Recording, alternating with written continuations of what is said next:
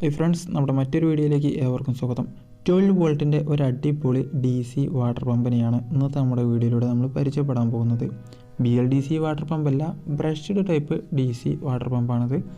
അപ്പോൾ കഴിഞ്ഞ കുറച്ച് ദിവസങ്ങളായിട്ട് നമ്മൾ വിവിധ തരത്തിലുള്ള DC വാട്ടർ പമ്പുകളെക്കുറിച്ചും സോളാർ പമ്പുകളെക്കുറിച്ചെല്ലാം ഉള്ള വീഡിയോസായിരുന്നു അപ്ലോഡ് ചെയ്തിട്ടുണ്ടായിരുന്നത്. ആ വീഡിയോയുടെ ലിങ്കുകളെല്ലാം ഞാൻ ഈ ഒരു വീഡിയോയ്ക്ക് താഴെ ഡിസ്ക്രിപ്ഷനിൽ കൊടുത്തിട്ടുണ്ട്.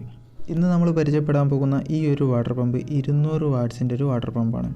ഭാഗമൊക്കെ പ്ലാസ്റ്റിക്കാണ്. സ്റ്റെയിനർ അസംബ്ലിയുടെ ആ ഒരു ഭാഗം എല്ലാം പ്ലാസ്റ്റിക്കാണ് വരുന്നത്. ഇതിന് മുകളിൽ കാണുന്ന ഫ്ലാഞ്ച് വരെയുള്ള ഭാഗം ഒരു മെറ്റലാണ് ഉപയോഗിച്ചിരിക്കുന്നത്. ഈ ഹാൻഡിൽ പ്ലാസ്റ്റിക്കാണ്. അപ്പോൾ ഒരുപാട് ഭാഗം പ്ലാസ്റ്റിക് ആയതുകൊണ്ട് തന്നെ ഇത് തുരുമ്പിക്കാനുള്ള ചാൻസൊക്കെ വളരെ കുറവാണ്. അപ്പോൾ ഇതാണ് ഈ ഒരു മോട്ടോറിൻ്റെ ഡീറ്റെയിൽസ്. ഇവിടെ നിങ്ങൾക്ക് കാണാൻ കഴിയും. 12 വോൾട്ടിലാണ് വർക്ക് ചെയ്യുന്നത്. 16.6 ആംപിയർ കറണ്ട് എടുക്കും. 200 വാട്ട്സാണ്.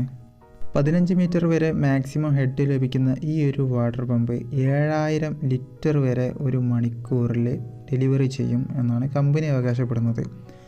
12 വോൾട്ട് സപ്ലൈ ലഭിക്കുന്ന സോളാർ പാനലുകൾ വഴിയും ബാറ്ററി വഴിയും എല്ലാം നമുക്ക് ഡയറക്റ്റായിട്ട് വർക്ക് ചെയ്യാൻ കഴിയുന്ന ഒരു മോഡൽ കൂടിയാണ് ഈ ഒരു സബ്മേഴ്സിബിൾ DC സോളാർ പമ്പ്.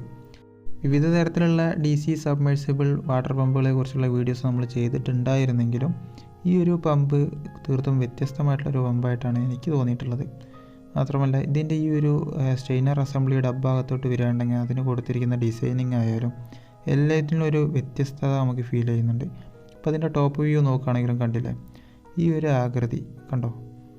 അതുപോലെ തന്നെ ഇതിൻ്റെ താഴ്ഭാഗം പ്ലാസ്റ്റിക്കാണെന്ന് നമ്മൾ നേരത്തെ പറഞ്ഞിട്ടുണ്ടായിരുന്നു, സ്റ്റെയിനറിൻ്റെ അഭാഗം. അതുകൊണ്ട് ഒരുപാട് ഗുണങ്ങളുണ്ട്. അത് മെറ്റാലിക് ആണെന്നുണ്ടെങ്കിൽ അവിടെ തുരുമ്പിടിക്കാനുള്ള സാധ്യതയൊക്കെ കൂടുതലാണ്.